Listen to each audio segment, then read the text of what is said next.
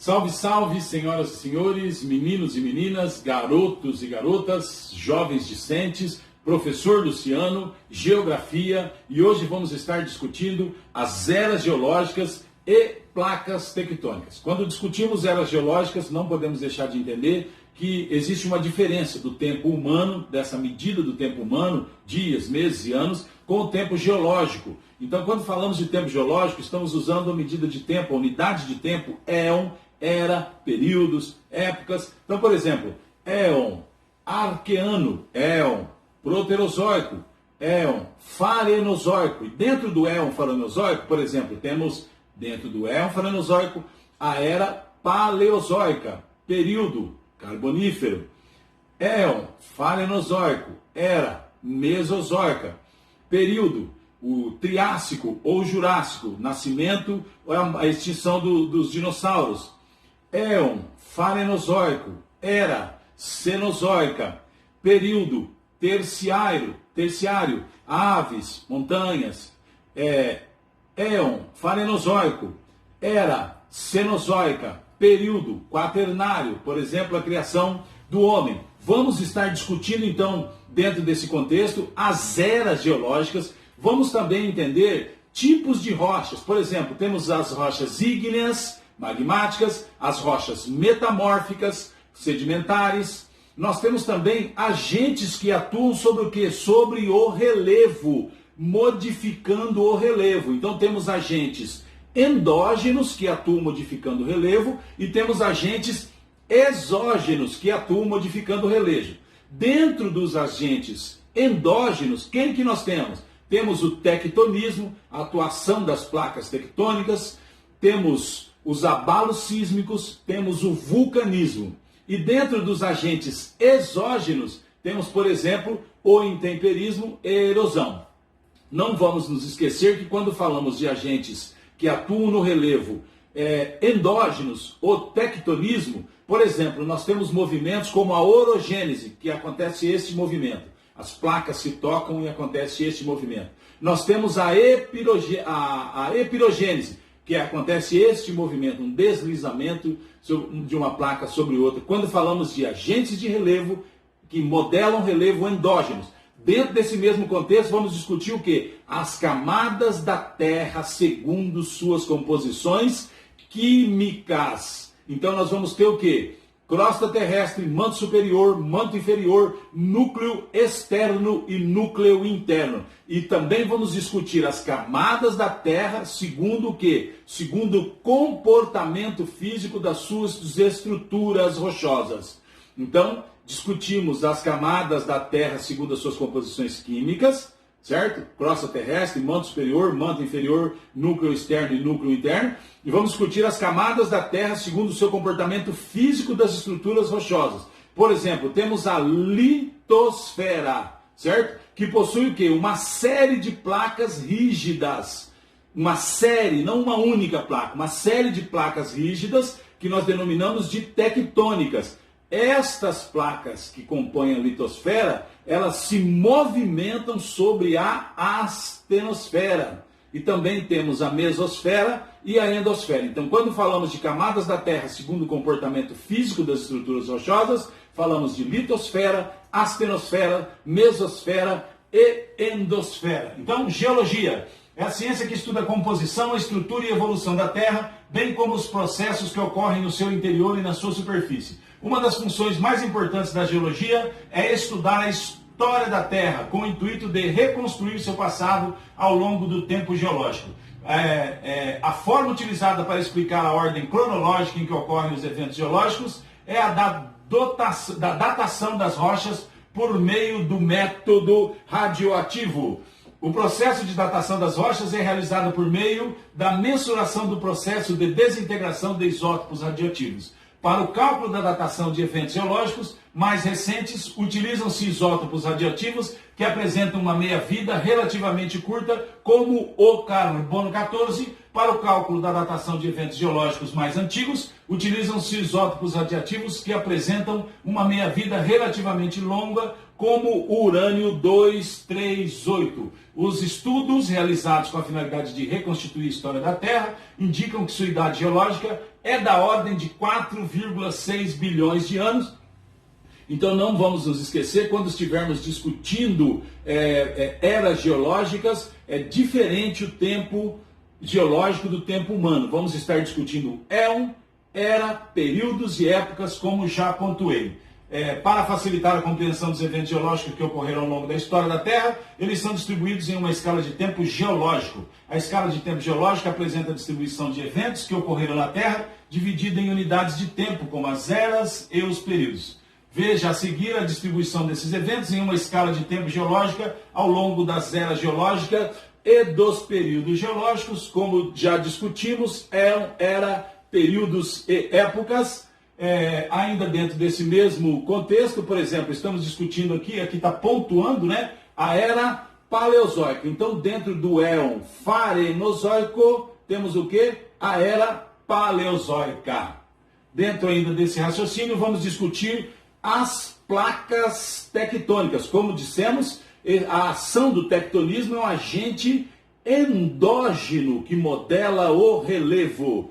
Então vamos lá, o raio médio da Terra é de 6.371 mil quilômetros, ao longo dos quais conhecemos apenas 10 quilômetros, através da observação direta decorrente, principalmente de trabalhos de prospecção petrolífera. 2. A maior parte do que se conhece do interior da Terra é resultado, portanto, de estudos indiretos, por meio principalmente da análise da propagação de ondas. Com base na análise da composição química das estruturas rochosas, constatou-se a existência de 3 camadas de materiais rochosos na Terra, como nós dissemos, a crosta oceânica e terrestre, o manto superior e interior e o núcleo externo e interno, como já pontuado, né? Crosta, manto superior e inferior, núcleo externo e núcleo interno. Com base na análise do comportamento físico, rigidez e plasticidade das estruturas rochosas, constatou-se a existência de 4 camadas na Terra: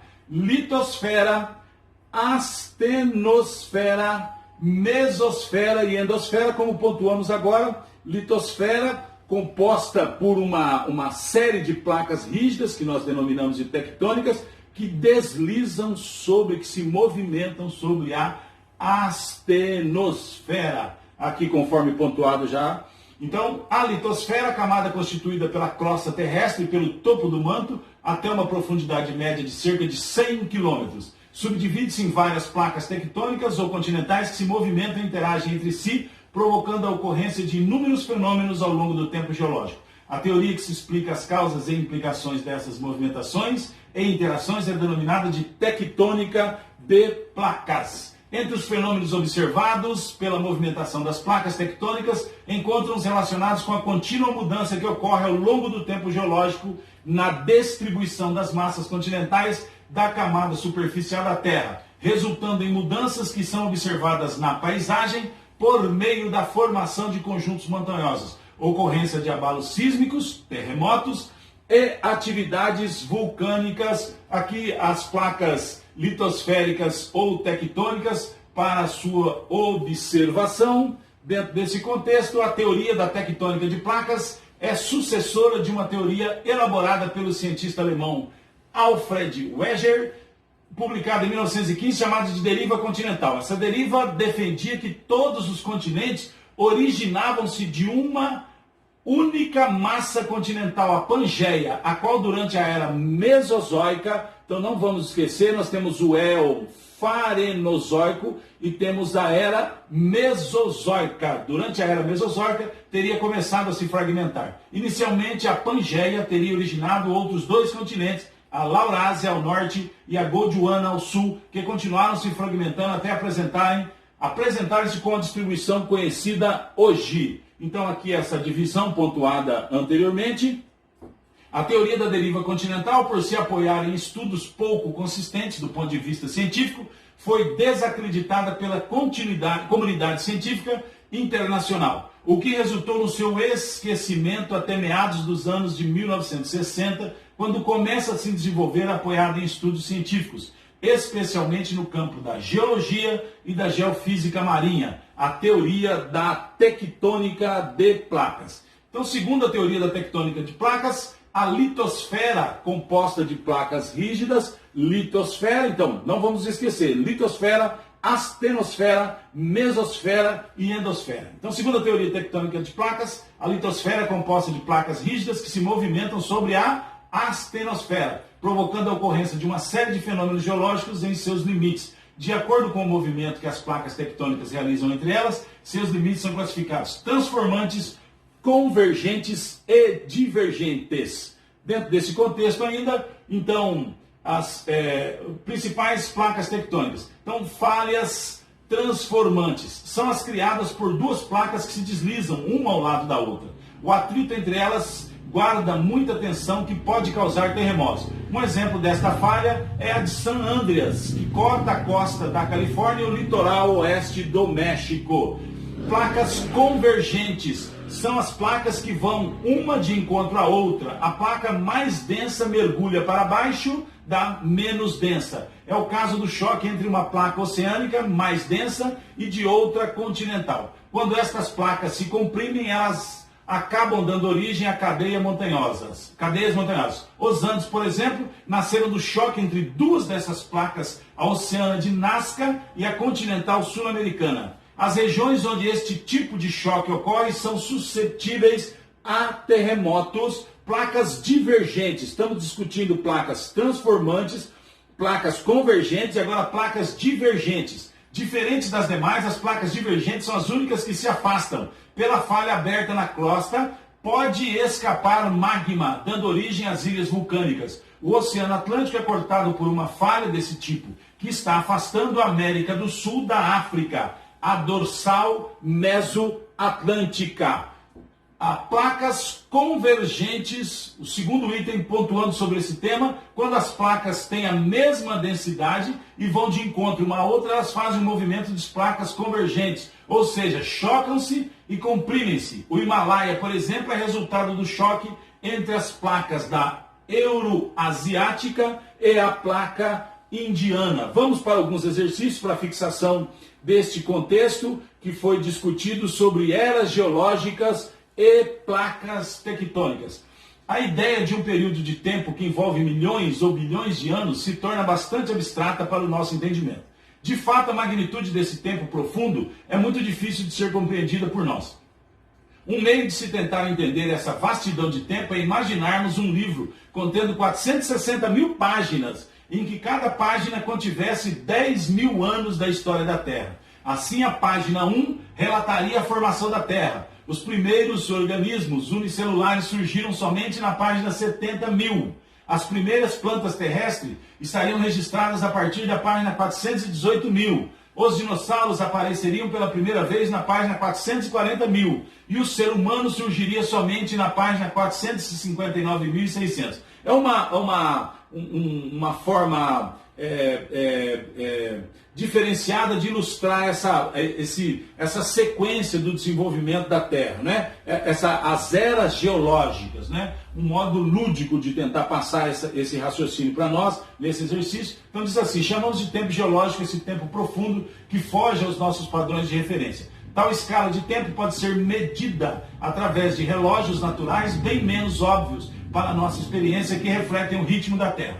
Esses relógios naturais são, entre outros, os movimentos dos continentes, o soerguimento de montanhas, o aumento e a diminuição dos níveis dos oceanos e também o surgimento e a extinção de espécies. Assim, cada rocha e cada fóssil existente na crosta terrestre constituem-se em arquivos naturais que guardam os segredos de muitos eventos do passado e são ferramentas que podem nos ajudar a reconstruir a história do planeta. Com base no texto e no que você conhece sobre o assunto, responda por que é importante para o ser humano do ponto de vista material, conhecer o passado geológico da Terra. Por que que nos interessa conhecer sobre isso? Uma resposta, eu tentei construir uma resposta para vocês. Este conhecimento é importante para entender muitos dos fenômenos geológicos que acontecem no planeta nos dias atuais, como as atividades de natureza sísmica e vulcânica, e também para localizar áreas com possibilidade do quê? Da ocorrência de recursos minerais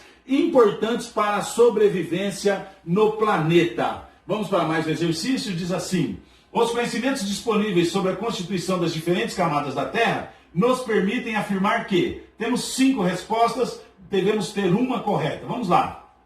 Letra A. A Terra apresenta uma natureza física bastante homogênea. Não. Letra A está fora. Letra B. A litosfera não é constituída de uma única massa rochosa contínua. Já discutimos isso. E é verdade, ela não é constituída de uma única massa rochosa contínua, e sim de várias placas rígidas que nós denominamos de tectônicas, que fazem o quê? Ela desliza sobre a astenosfera, né? Como se pensava até o século XIX, e sim uma série de placas rígidas denominadas de tectônicas. Essa é uma probabilidade boa de ser a resposta certa. As placas tectônicas que compõem a crosta apresentam comportamento físico líquido? Não.